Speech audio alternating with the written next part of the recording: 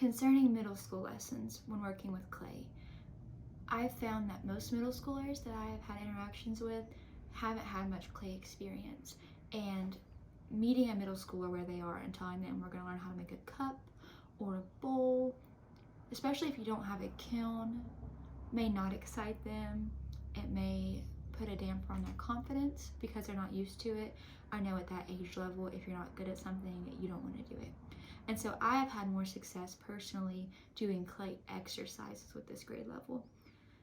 Some parameters for the clay exercises, I found that if it's something that you're going to give them, for instance, a half pound of clay, you're going to tell them in advance, we're not firing this. This is to get us familiar with a 3D material.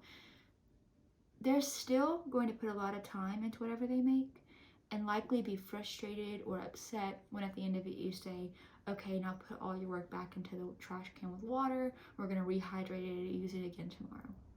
So one way to take the pressure off of students to make this perfect piece and then fire it, and then you tell them that we're not going to fire it, is to do it in a group format.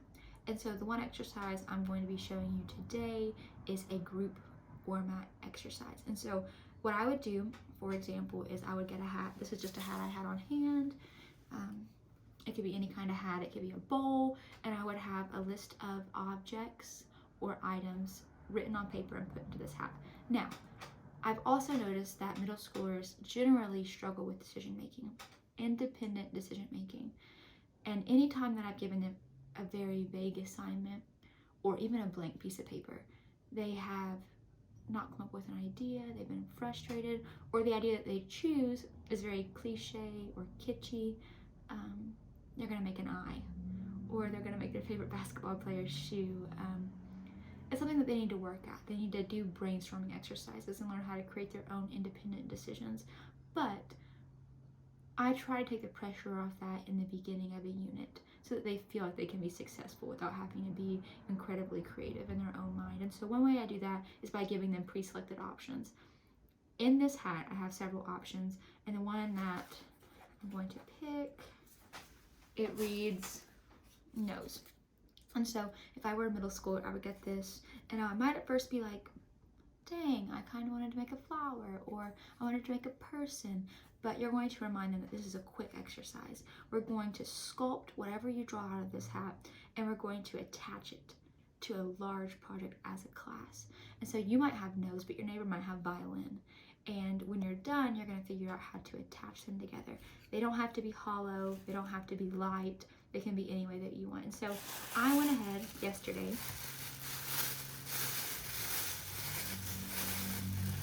and I quickly sculpted a nose. Now, this nose isn't perfect. It was quick. As you can see, it's not hollow. It is full of clay. There's not much surface texture. There's rough edges. This is something that I would turn out in probably 10 minutes.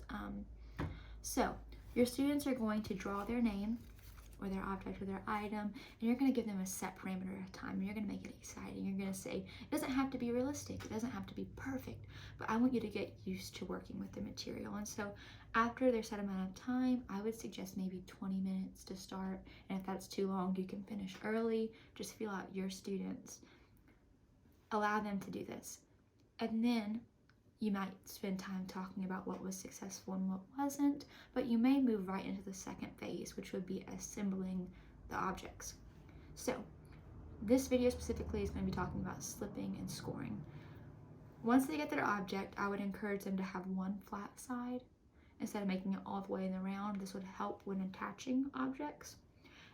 Once you get your flat side, some people use a toothbrush. If you have a lot of toothbrushes, that would be good, or if you get donated toothbrushes, that would be great. I just use a sponge, and I dip my water in it, and I make sure and I squeeze most of the water out. You just want it to be damp. You don't want it to be really wet. And I would wet the back of my clay. Now, the reason I'm slipping and scoring my clay and wetting it this way is because I let it set up overnight, which means it's harder. It's leather hard. And for example, I'll show you again, that pretty much just means that when I put my fingernail in it, it leaves a mark. But when I try to move the clay, it doesn't really move. That's leather hard. So that's why I'm wetting mine with a sponge. If your clay is still fresh and like you have a 75-minute long course where they're going to be making the pieces and attaching them in the same time period, you wouldn't need to wet your clay. So I've wet mine, and I'm taking my needle tool and I'm going to score the surface. Now, if it's a really hardened piece, like you've let it set for a week because you only have the students once a week, they're going to need to make really deep score marks. Don't want them to damage their form, but you want the clay to be marked up and damp. So.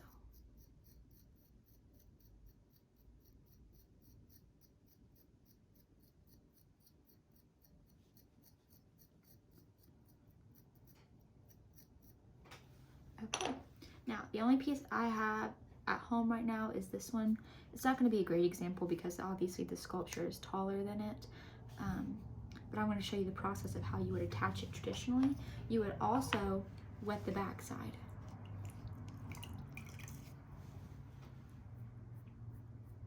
Of this piece, especially if it's leather hard, and you would score it. Some people will only score one of the objects. I prefer to take it a step further and just be safe by scoring both. And then you would take your nose, or whatever your object was, and you would press them together. I'm going to press mine from the inside because this is the cup. I'm actually going to take off the mouth. A little easier. Okay. I like to hold my piece there for a minute. But then you can come in the same way and score the sides where they've attached. Then you can come back, you can wet your fingertip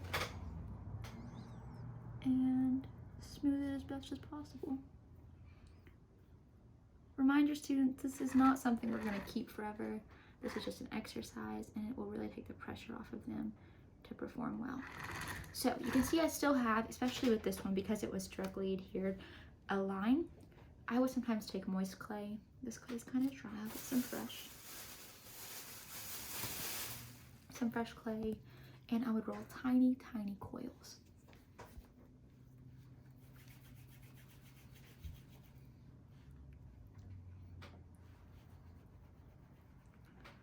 And I would fill it in that crack.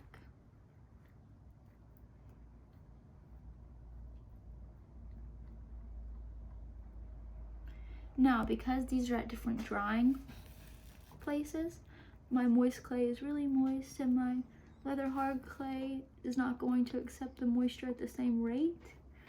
I would still suggest that you would wet it first and score it. To not just stick it in the crack and hope for the best. I would still score it, maybe wet your finger, and work at attachment. Now this is kind of a silly example. There's no reason a cup would need a nose on it, but the idea is that middle school students would do better with short, interactive, engaging exercises that are going to teach them little techniques at a time, like slipping and scoring, or how to form a shape quickly, without the added pressure of making a perfectly thin cup with a light base, with a round lip. Other exercises might include small group contests where you see who can build the tallest coil vessel, or a project where you have coils set out and you make a two-dimensional or flat face or a shape. But either way, I would expand your list of exercises and have many on hand in case these go quickly.